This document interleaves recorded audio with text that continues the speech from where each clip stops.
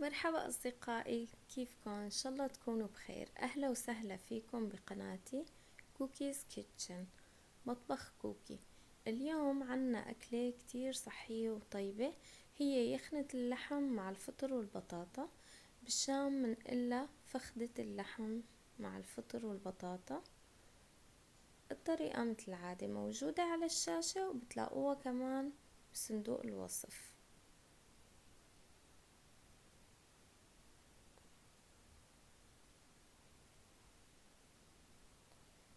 طبختنا كتير مفيدة وغنية بالفيتامينات.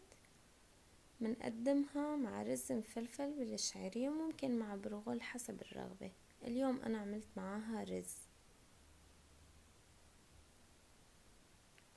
عندي هون لحم كان مفرز، فكيت تفريزه وفورته بغلوة مي، رجعت غيرت المي وحطيت مي جديدة، وراح اسلقهم مع المطيبات اللي هي ورق غار وحب هيل.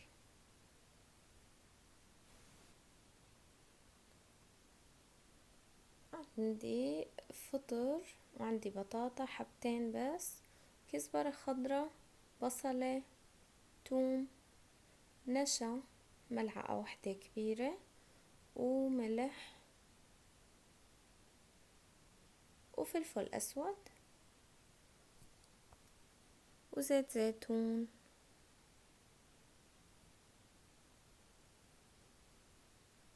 أول مرحلة بدي أحط المطيبات على اللحم وأسلقه على النار، بما أنه بياخد وقت فببدأ فيه بالأول لبين ما ينسلق اللحم. خليني أقطع باقي الخضار. أول شي رح أقطع البطاطا تقطيع خشن، لأنه بدي أقليهن وما بدي إياهن يدوبوا بقلب الطبخة. بدي حبة البطاطا تضل محافظة على حالها.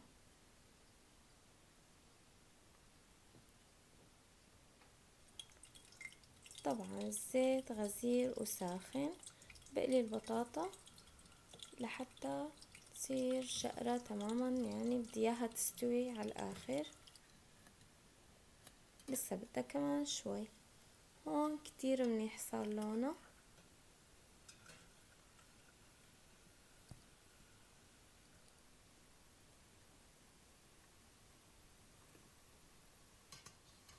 ممكن طبعا تزودوا كمية البطاطا على حسب الرغبة. ممكن تحطوا بس بطاطا وما تسووا رز جنبها. هلا اللحم هون انا شفته لقيته قرب كتير انه يستوي، لانه هو طري بالاساس. كمية البصل بتتحكموا فيها كمان حسب الرغبة، ممكن تحطوا بصل اكتر او اقل، بس ما بنصحكم تلغوه لانه بيعطي فعلا نكهة مميزة.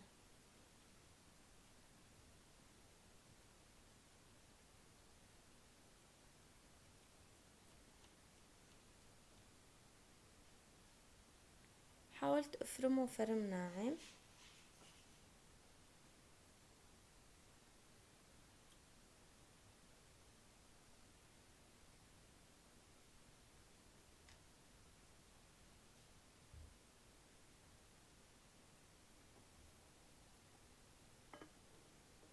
تركتهم على نار وسط طبعا اللحمات لحتى يكملوا استواء، وعملت رز. طريقة الرز موجودة على القناة، إذا بتحبوا بنعملها بفيديو خاص. طبعا على نار هادية 20 دقيقة. وبدي اهرس الثوم مع شوية ملح،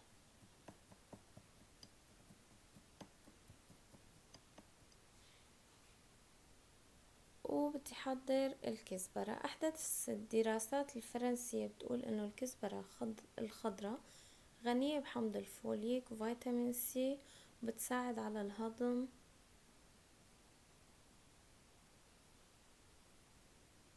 وكتير مفيدة.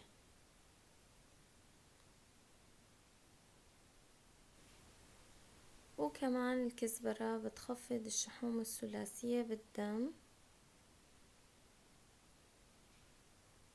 وفيها فوائد لا تعد ولا تحصى.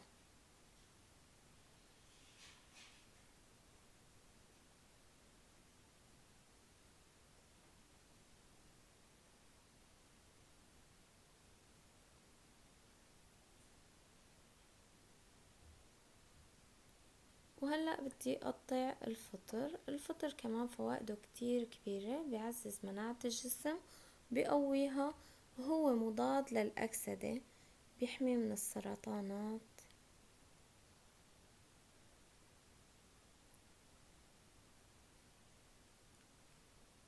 وعلى فكرة الأكلة بيطلع طعمها كتير قريب من طعمة الكمة.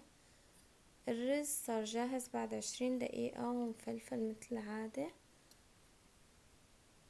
ومخبوص.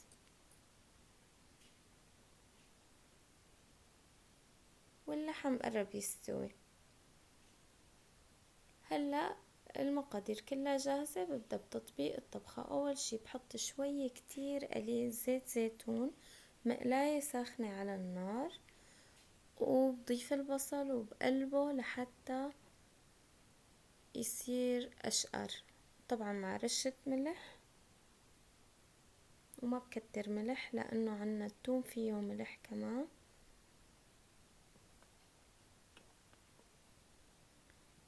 لما يصير لونه أشقر بضيف الفطر. كمان الفطر بما انه النار عالية ما رح ينزل مي كتير، فبتركه لحتى يصير كمان أشقر. ضل بقلبه لحتى يتحمر من كل الجهات، بحسه كأنه عم ينشوى شوي.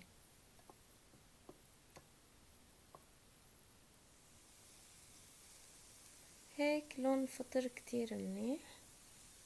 بقدر ضيف اللحم مع المرق، مرقة سلق اللحم طبعا.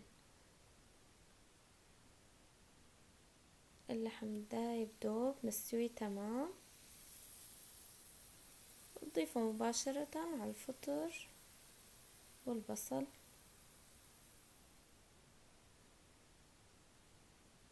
طبعا بتركزوا الملح والفلفل، وما مكتر لأنه التوم فيه كمان ملح.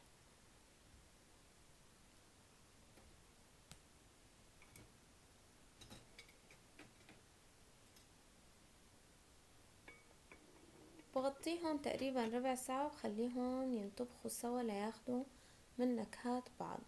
بهاي الأثناء بدوب ملعقة كبيرة نشا مع شوية مي باردة، وبضيفها على الطبخة.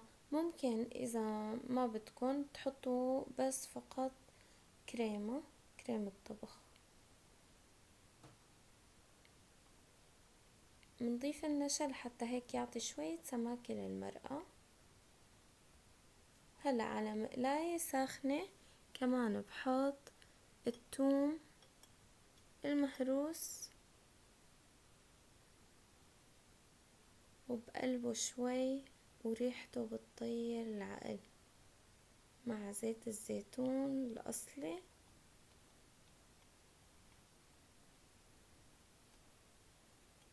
بقلبهم بس شوي صغيرة، وبضيف الكزبرة الخضراء. كمان بقلبهم شوي سوا.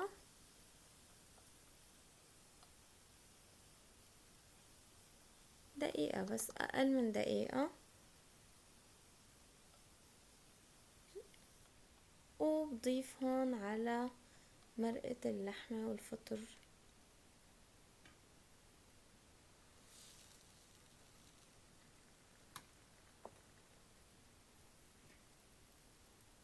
ما بخبركن عن الريحة ولا أروع. آخر خطوة بضيف البطاطا المقلية. البطاطا بنضيفها بعد ما تستوي كل الطبخة حتى ما ينتزع شكلها وتدوب بقلب الطبخ.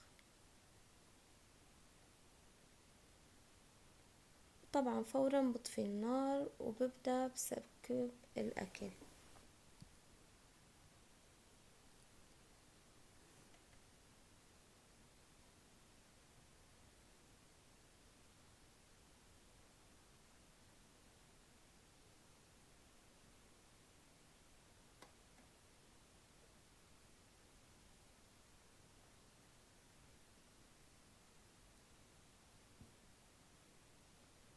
طبخة ولا أطيب، شتوية بامتياز، ومصنع للفوائد والفيتامينات، بنصحكم تجربوها.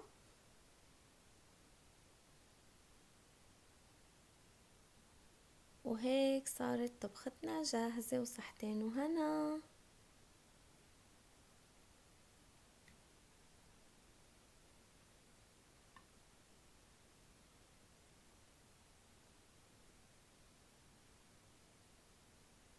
اللحمة دايبة دوب، والطعم والنكهة ولا أروع.